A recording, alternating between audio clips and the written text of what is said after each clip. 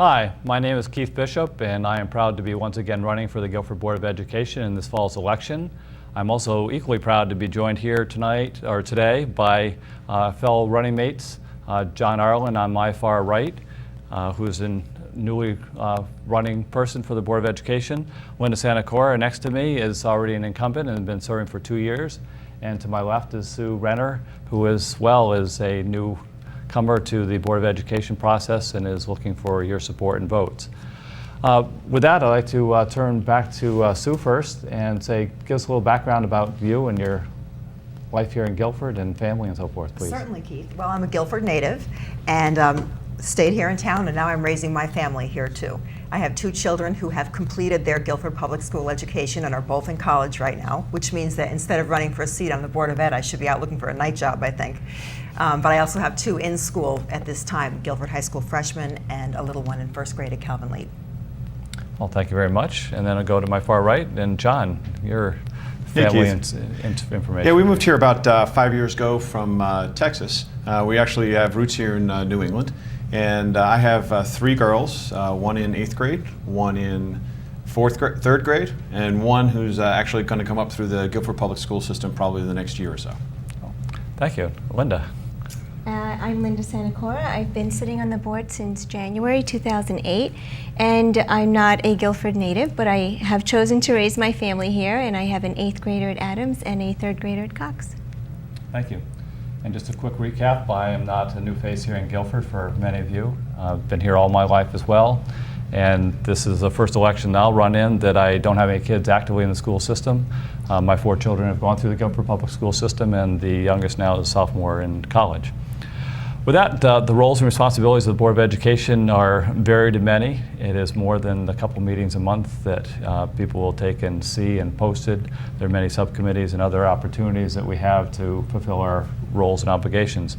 Linda, you've been experiencing many of those for the past couple of years. Can you tell us a few of the things you've been involved with and what you've learned from those experiences and inputted? Oh yeah, it's definitely not just 2 meetings a month. Didn't buy that when you got sold the request to join us. Quickly learned that. No, you know, it's 1 meeting a month that's televised. Then we have a workshop meeting where the real, in-depth conversations take place in a much more relaxed format, informal. And that's where I think a lot of the real work takes place, is when we can sit down and not worry about being televised, and we can just have frank conversation about the issues that are important. And then in addition to that, we have many committees. And so it depends on what committees you are asked to join. Some of them meet once a month, and some of them meet a couple of times a year. I particularly served on the Health Advisory Committee and the Policy Subcommittee. In addition to that, the Finance Subcommittee meeting takes place before every televised Board of Ed meeting, and we all do tend to attend that meeting. Finance is one of the biggest responsibilities of the Board of Education, is to manage finances, and we all participate in that process, including taking turns being the reviewer of the month, where we get to put our fingers on the bills and see where the money is going on a monthly basis. Yep, there's a lot of responsibilities you just mentioned there. One of the strengths that both John and Sue bring here is some their regular day-to-day work that pays the bills to then have them be able to volunteer here and go forward with the Board of Ed, is the financing side of things and what actually board members do and see. And the 2/3 of town's budget is tied up with the educational process. And there's more than just finances that run it, but it's the things behind the scenes. And John, in your experience with facilities issues and long-range planning and your business sight lines, could you give us some insight into how you see that helping our board? Sure. I actually wanted to make a little comment. It seems very interesting. I mean, Sue and I probably pay more bills than most people every month, being that we're actually in charge of a lot of finances at our companies. And it's always important. It's interesting when bills come across the desk, you always look at them and say, am I getting value for this? Am I really being able to see what I'm getting for the money that I'm spending? And is there an alternative way to potentially do this? Okay, this also leads obviously into the facilities, which at some point is going to become a very large bill. With that, we need to take a look at each one of the aspects of what we're really buying into. And in terms of long-term planning, it's not just about how much money you're going to spend on a building today. It's how are you going to maintain and upkeep that building over a long period of time. Right now, I'm the CFO of a company called Sightlines, and we do this for colleges and universities across the United States. We provide this long-range planning, this ability for them to take a look at strategy and then move down into tactics so they understand where their money is being spent, are they spending it efficiently, and are they getting the value that they're actually looking for in those dollars. Thanks. I know one of the things that we've got a accounting system here that's run the town and the Board of Ed together, and you as a CPA, Sue, are familiar with accounting system and costs and controls.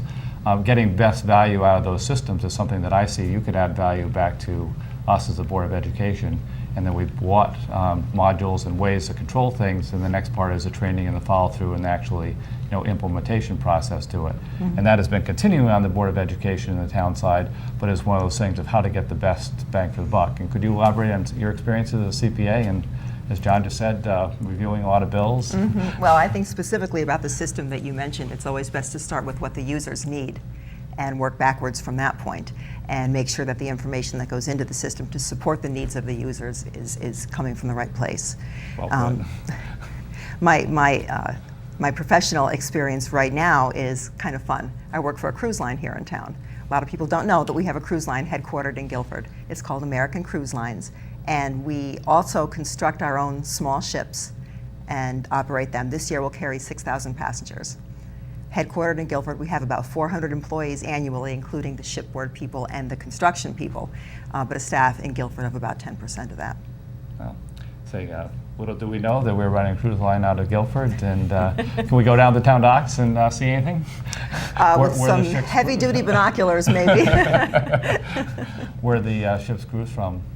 They cruise up Primary and, ports. up and down the eastern seaboard, down south in the cooler months. We actually don't operate in the dead of winter.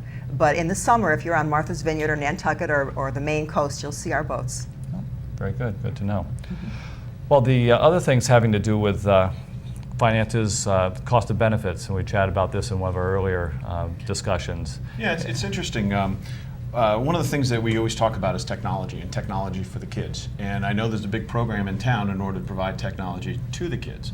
The question I have in terms of efficiencies and cost structure, et cetera, are we providing technology to our administrators as well? Do they have the same access to some of the things that they need? Now, I know some of the teachers definitely have, but what about the administrators?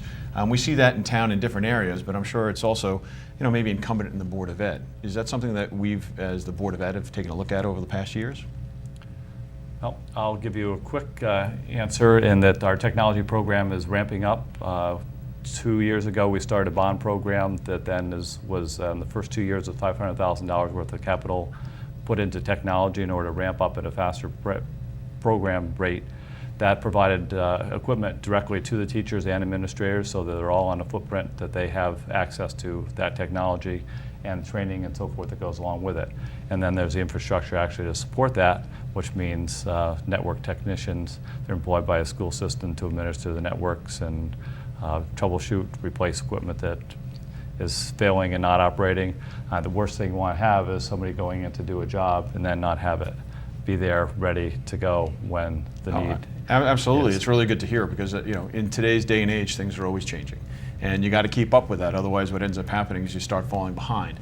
And if you don't upkeep, the same way with buildings, if you don't upkeep the buildings, you end up falling behind. It takes you that much more to actually catch up. Right. In the long term. So what you're doing is you might be saving a little bit today, but in the long term, what happens is you pay. We actually have a metric that says we pay every $3 for every dollar you could have spent today in preventive maintenance. You're going to be spending $3 later on when it comes to actually repairing some of the things you let go over time. One of the things in the Calvin Leap project that was put to bond a couple of years ago and done for the window and air conditioning ventilation program there, when things were opened up, then you always find things that the contingencies go for. And one of the things that we did have to do at that point in time was replace network wiring because they were then invading space, and when they put in new ductwork, then the wires that were existing weren't long enough to get stretched and move around to new existing pieces. So there's information technology things that need to be increased and done at that point in time in that particular building. As one example of when you get into opening things up, you're always opening up a can of worms that you can't know exactly what's there, no matter what best blueprints you had